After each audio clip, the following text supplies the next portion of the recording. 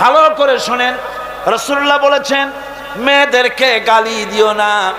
অনেক লোক আছে মেয়েদেরকে গালি দেয়, কন্যাকে গালি দেয়।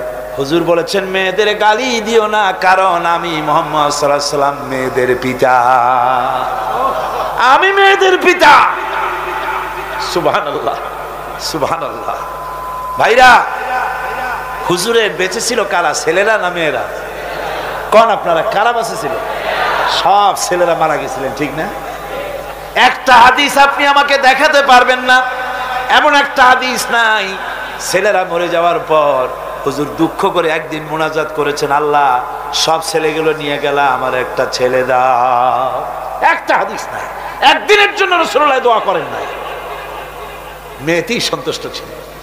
মেয়ের কথা হুজুর বলেছেন, মেয়ের কথা বলেছেন যখন তোমরা বাইরে যাবা, বিদেশে যাবা, বাজারে যাবা, কিছু না কিছু উপহার নিয়ে আসবা বাড়ি, আর উপহার এনে আগে দেবা মেয়েকে। সুবহানাল্লাহ কর। আগে কারে? মেয়েকে। সেই মেয়েরা আজ সমাজের সবচাইতে বেশি অবহেলিত, ঠিক কিনা কর? মেয়েটা একটু বড় হলেই আর একটা ছেলে যখন জন্মগ্রহণ করে, তখন এই ছেলেটারে কোলে নিতে নিতে ওর কাম সারা হয়ে যায়। তারপর বাড়িতে ভালো রান্না বান্না হলে ছেলের কিসমতে মুরগির কলজা, মুরগির ভালো ভালো অংশ, মাছের মাথা সব ছেলের, মেয়ের কিসমতে হয় না। কথা ঠিক কিনা? ঠিক কিনা? এরপরে যদি রোগ হয়, মেয়ের অসুখ হয়েছে, ধৈর্য ধরতে তাকে নসিহত করা হয়, আর ছেলের অসুখ হওয়ার সাথে সাথে ডাক্তার 15টা বাড়িতে চলে আসে, ঠিক কিনা? এই বৈষম্য ইসলাম করেনি, আপনারা করেছেন, সমাজ করেছে। এই বৈষম্য ইসলাম করেনি। আমার আজকে আমি আপনাদেরকে বলতে চাই, ইনশাআল্লাহ, মাশাআল্লাহ, সুবহানাল্লাহ, আলহামদুলিল্লাহ, জাযাকাল্লাহ খায়ের, এই কয়েকটা শব্দ আজকে শিখে যাবেন, সারা জীবন এগুলো করবেন এবং এগুলো করতে কোনো হীনমন্যতা ভোগ করবেন না। আমি এগুলো কোনটা কোথায় পড়বেন সেটা আপনাদেরকে বলে দিচ্ছি।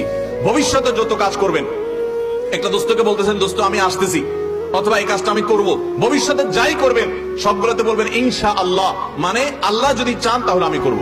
আসলে তো আল্লাহ না চাইলে কি আমি করতে পারবো? আমি করব, কিন্তু আল্লাহ চাইলে।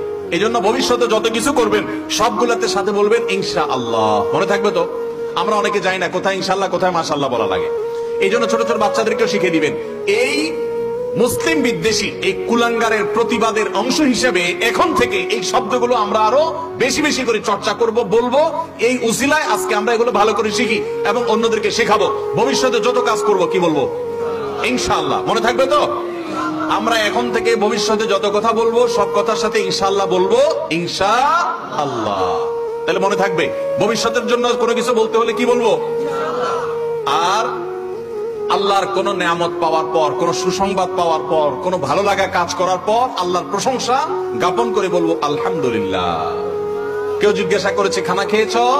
আলহামদুলিল্লাহ খেয়েছি। আজকে স্কুলে গিয়েছো? আলহামদুলিল্লাহ গিয়েছি। আল্লাহর কোন একটা নিয়ামত পেয়েছি, সেই কথা যখনই বলতে যাব আল্লাহর প্রশংসা জ্ঞাপন করে তারপরে বলবো, তাহলে ইনশাআল্লাহ নিয়ামতটা বাড়ায় দিবেন। তাহলে যেটা আমার অতীতে হয়ে গেছে, আল্লাহ দান করেছেন, বা কিছু দেখে আমার ভালো লাগা কাজ করেছে, তাহলে আমি বলবো আলহামদুলিল্লাহ। ভবিষ্যতে কিছু করব তখন বলবো ইনশাআল্লাহ।